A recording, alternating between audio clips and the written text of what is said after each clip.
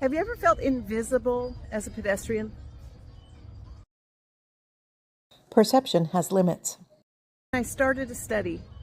We drove an area, and we recorded that area, and then after we recorded the area and the different speeds, we tried to mark every single pedestrian that was there. There was one section of the drive that we looked through 4 times before we saw the pedestrians on the side of the road.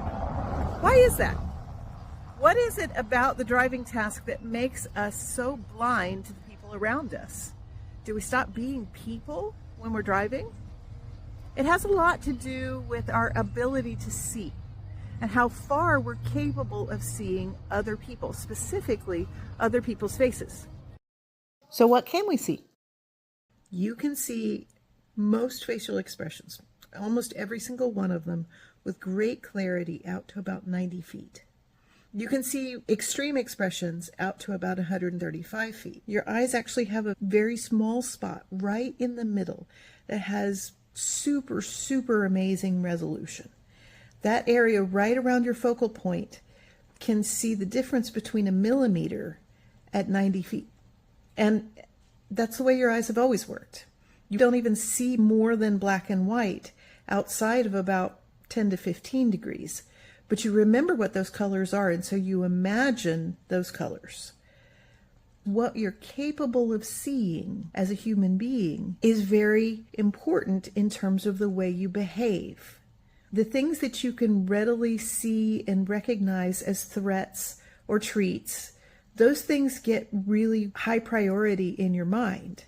And the fact that you can focus on them and see them very clearly all the way out to 90 feet means that what's within that 90 feet is really important to your brain.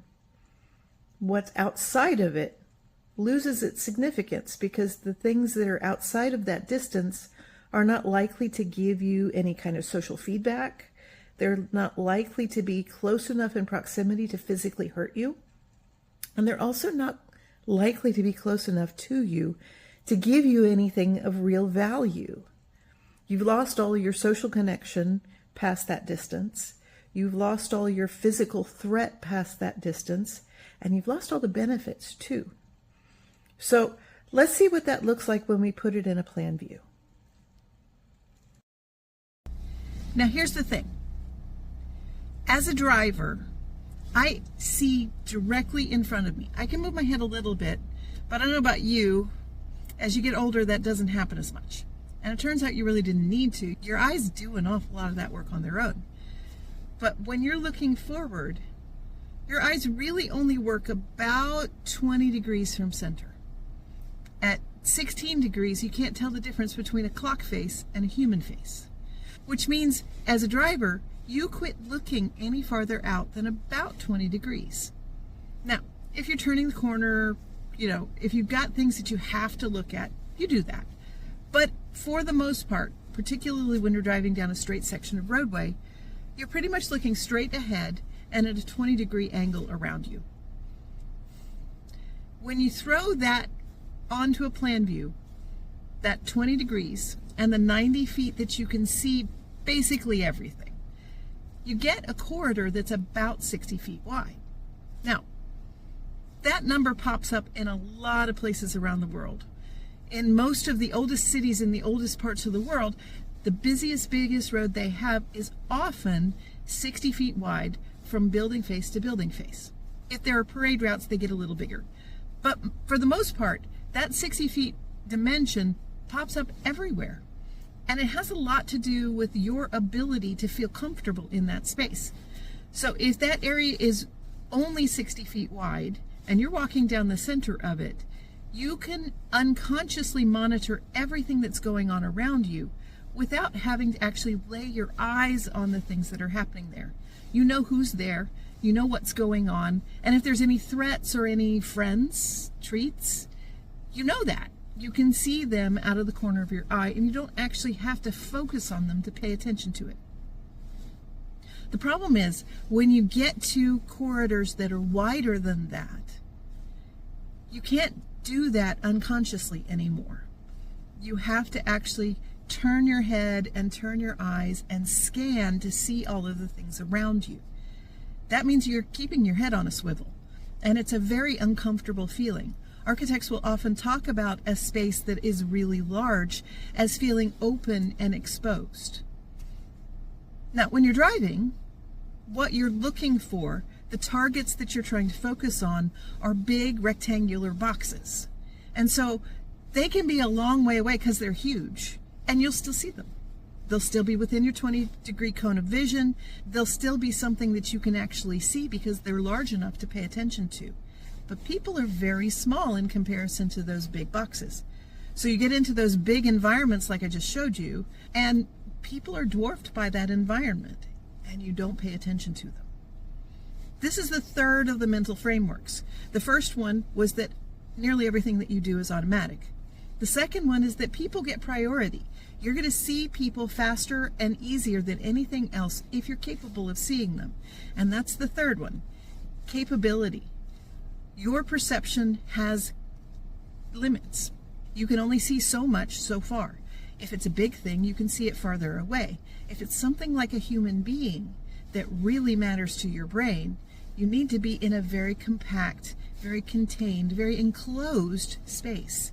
Those spaces that feel like you're moving through a room, not flying through a freeway. So if we want our pedestrians to be able to be seen, it happens automatically in those compact spaces. But there's no guarantee you're going to see them in those bigger spaces. That means that we're going to have to take care to make sure that people can see them, or they're not going to be in a place where a driver can hit them because he didn't. There's a huge percentage of crashes that the driver never saw what was going on. Now, is that because the driver wasn't paying attention? Maybe. But to be honest, that's probably only a very small percentage. The thing is, what they're looking for is very small in comparison to what they're normally focusing on. And so we're expecting people to see things that they're really not capable of seeing. When you get into a 4 or a 6 lane highway, or even a 7 lane section, the chances of people seeing the pedestrians on the side of the road are really very small. That's a river, not a road.